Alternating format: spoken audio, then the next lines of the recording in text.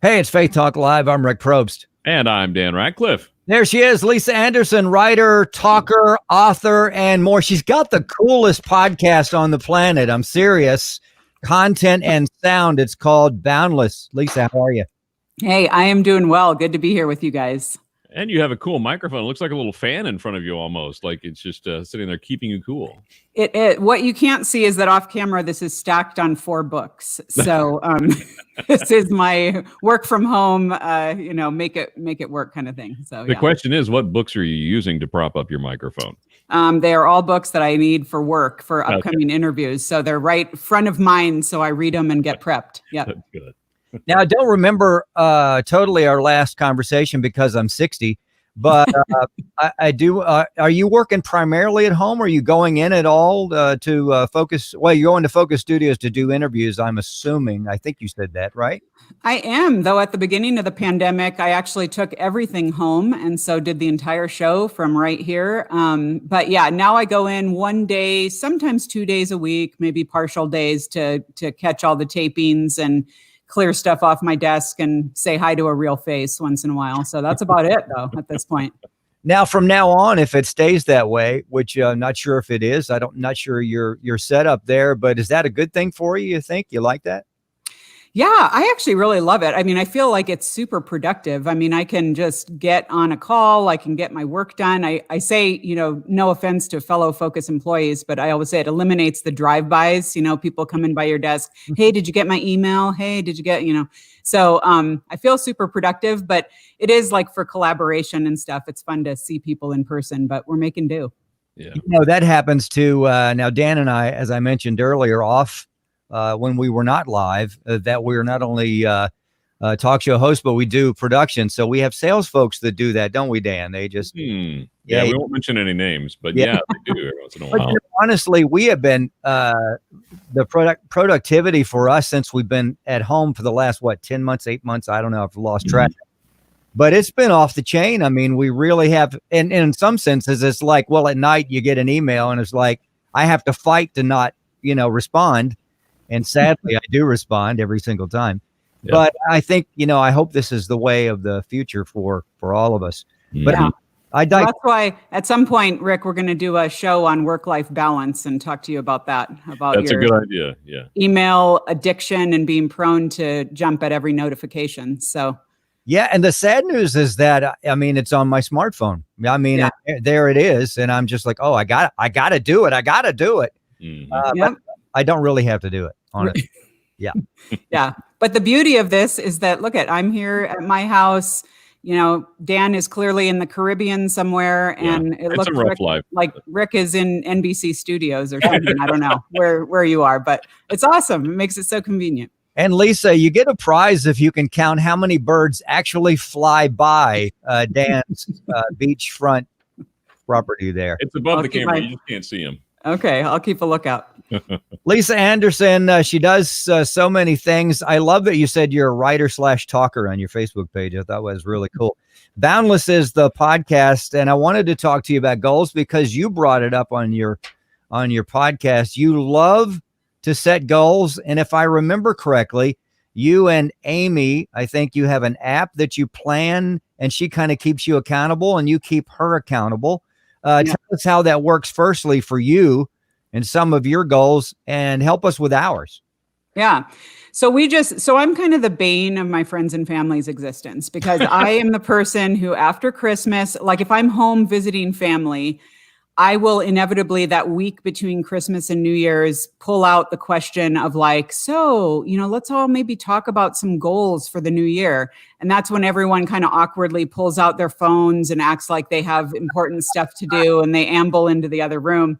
One year, in fact, I had this conversation with my family in the Midwest and I think my sister felt, she's a farmer's wife. She's just so, I think she felt sorry for me because she's like, well, I guess, I'd like to get a new stove. And then I'm like, so then I'm super judgy. Then I'm like, okay, there are good goals and there are bad goals.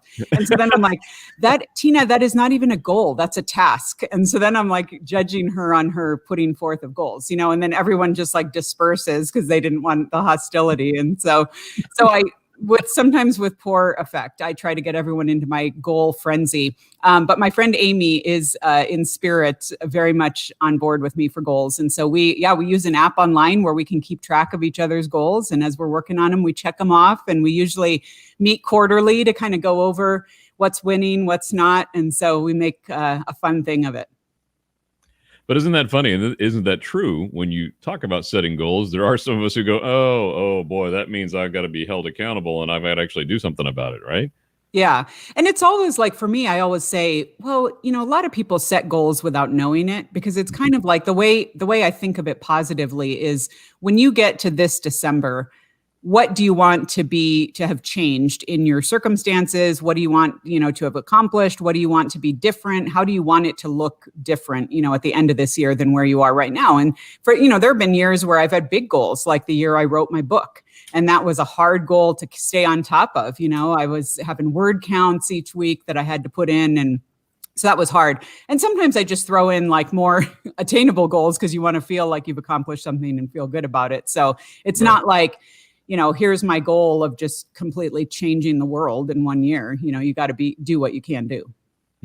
Lisa Anderson, writer, talker, and author, and the host of Boundless podcast. That's boundless.org to check it out. And I'd recommend that you do all kinds of topics, not just goals, but single stuff, and you name it. It's right there. Note to self, Dan, we're not going to show up at Lisa's holiday house for the future. Just out of curiosity, did your sister get her stove that was her goal for the year? I think she did. Although I had to give her my lecture, because this is where I always say, okay, first of all, goals have to be something that you alone can accomplish. So at Boundless, because we're largely an audience of young adults and many young adults are single, some people will say, okay, well, my goal for this year is to get engaged. And I'm like, okay, so first of all, you need to find someone. Second, you need to assume, or hope that they like you back. Then, right. I'm like, this is something that involves another person. It involves God. So let's not make that a goal. Make something that's attainable and something that you can go after and accomplish. So yeah, it makes it kind of funny. Yeah. But I guess the stove fell in that category, because she just had to make a call. So that is so funny. Can you share one of your goals? Or Yeah, sure. For me, and this is one that I talk about at Boundless a lot, and I feel, again, putting it out there publicly kind of makes it a little scary, because all of a sudden I'm like, people in my audience actually will ask me, they'll follow up. Mine, appropriately, with our initial conversation, Rick, is around social media. I have got to get out from under the thumb of social media. Mm-hmm. And we know, not even just generally, like the time suck that it is with like, cat videos and random memes and all that kind of stuff. But especially with the negativity of this past year and the scrolling through news, I had talked to a bunch of friends and I'm like, okay, I feel like just putting on social media, hey, how is everyone's like New Year's Bible reading plans going? Because it's like, I see friends who are like scrolling through hours of Capitol footage, who are going in point counterpoints with people arguing things that they will never change anyone's mind on. And it's just, and the tyranny of the urgent, of that notification pops up and I got to see what's going on. And then you're in a rabbit hole of craziness. So my initial goal in this realm is to, when I come home from church, and honestly, it's going to become before church because I don't need to be checking anything during church, let's be honest. Sunday afternoon becomes completely social media and texting free. So I keep my phone on as though it's a phone in case someone has to call me with a real call for an emergency. Do that now? I don't even know. I'm going to have to get a training manual. I don't even know how this is going to happen, but I will see. I'll maybe review my iPhone handbook. But but then I will not be beholden to that phone for the entirety of Sunday afternoon and evening. So that's my goal. I'm putting it out there, and it is.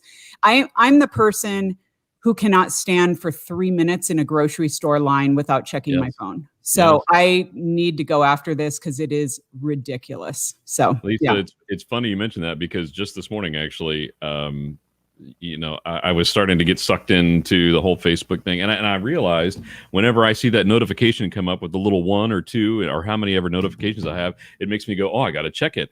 And I'm thinking, why? Because every time I get on, I get upset. So I deleted the app off my phone. So, I mean, I still have a Facebook page, but it's not there on my phone tempting me. And I think that's a great idea. Yeah. Well, I mean, how dumb is this? I actually turned off all my notifications and I still proactively go into the apps to check stuff. So it's totally worthless that I don't even have notifications because I'm still going in there. So, Yeah, I mean, I'm just at their mercy. This is so dumb. I hate it. So, yeah. We all are. Yeah. Maybe you should create a 10-step program for all of us, because it sounds like, I mean, you kill me with the texting, right? Mhm. I mean, social media is bad. Here I am, an old guy, right? I mean, but I'm standing in line the other day and we had a guest. Was it David Murrow that we had about screen time last week or the week before? And not to be ultra spiritual, but he said what he did was, instead of checking it, which is what I do, he said, just kind of right there, pray for the person around you, just right there yourself, you know? And so I thought, this week I was stuck in a line and my urge was to pull the phone up, and I stopped and I remember, wait a minute, I'm just going to pray for this, you know, right there with this guy. I'll just pray for this guy and his family or whatever. Or somebody way over there, I'm praying for them. And then, you know, then I get up to the cashier. So, I mean, that is a monkey on my back. So thanks for fellowshipping in my suffering there. Both of us. Yeah. Exactly. You think Amy has the same issues, and how are you going to help each other? I would love to say, and I'm going to make sure I don't tell her about this interview. I think she's worse than I am. And so that's saying something. So we're both just beholden to it, like I said. So we have actually already talked about this and what that's going to look like for us. And it's just a matter of making sure, because sometimes I'll see that she's posted something at like 12:30 a.m. And I'm like, dude, what are you doing? Why are you even on your phone? Yeah. So I'll like call her out on it and stuff. And then, and then I hear, I'm just always so exhausted. I'm always so, I'm like, hello. Because you're on Facebook. Yeah. Exactly. And so, but it's that need. And again, I think it's been exacerbated in this last year because we're so desperate for connection. And we feel falsely that by like being in everyone's business and following all these trails, and we feel like we're in their lives. And it's just so false. And, I'm like, you want to be in someone's life, grab someone and go on a walk, or do a hike or do, have a meaningful conversation. So, yeah. Lisa Anderson, she is the host of Boundless, the Boundless podcast, boundless.org, and also a writer and a talker. I did want to ask you a bunch of things. We got to have you back. You have a large younger audience, and, it is the younger audience that we've heard. They're just, they're done with politics. Just forget politics. What do you see for your younger viewers and listeners? How can you help them through 2021? They've experienced just the craziness that we've all experienced, but I've been around a little bit longer, so it's kind of easier for me in some sense. But how do you help them? Yeah, it's really tricky because we've seen so much. I think with a pandemic on top of, all the racial stuff that's been going on in the past year, and then we threw an election into the mix. I think for our audience, it was largely like, first of all, how do I, as a Christian, know how to even navigate the issues, and especially the candidates? Does character matter? How much does it matter? What about the issues? What about platforms? So they were looking for advice in how do I go about this and vote in the, they're so eager and so wanting to be good citizens and wanting to do the right thing. So they're like, how do I vote the right way? So that was a hard, we had to talk through all that and what that looks like as people of faith. And now the question is, how do I act rightly with fellow citizens, fellow Christians who voted differently than I, who are yelling at me? I have seen people, my own friends, on Facebook, on Instagram, who have said, I'm just going to be honest, if you voted differently than me, I need to unfriend you, or I need you out of my life. And I'm like, I'm not really sure where in scripture that is listed. So it's a very tenuous. So we've published a couple articles very much. In fact, in August, we did one called Politics Without the Passion, about what it looks like to objectively evaluate and vote as a citizen without getting caught up in your team and being so passionate about your team winning, but trusting God with the outcome. And then just now we did one about moving forward after the election and what does it look like to extend an olive branch, to be more reasoned in our approach and conversations, to be a listener, to be someone who is ingesting news on different fronts, maybe slowing it down and looking at news magazines instead of just hot takes on Twitter. So really trying to put some strategies in place for younger adults who may not know how to do this in a reasonable fashion. So. And I think that's one of the things about our social media world is whereas before social media, we didn't necessarily always share what we thought politically, and we all got along, maybe not all got along, but we got along seemingly much better. But now with social media, you can see immediately what people think, and you think, oh gosh, I thought they thought like me, but no, they're on the opposite side. Oh gosh, I've got to fight this, right? I mean, yeah. Well, and also, you think of, I mean, I didn't live back then, but when you see this supposedly halcyon era of like the 50s or whatever, where neighbors had to you're mowing your lawn next to someone who may have different viewpoints than you on issues, but they were your neighbor. So you had to relate to them. You had to talk to them. You had to get along, and you probably weren't as polarized on so many of the issues. Now, because of social largely, you can just silo into your tribe and hear only the same perspective from only the same loud voices and not be conditioned or not have to train yourself to be reasonable, to be a listener, to understand other perspectives. And so that's where I think we're greatly lacking in the skills to communicate and to do conflict. And sadly, millennials and now Gen Z are kind of bearing the brunt of that because they have not been properly trained into how to have good conversations. Yeah. That is sad. Just this morning, our sister station, one of the hosts on our sister station posted something about praying for the Biden administration, primarily President Biden and his wife, and then also for Donald Trump and his wife.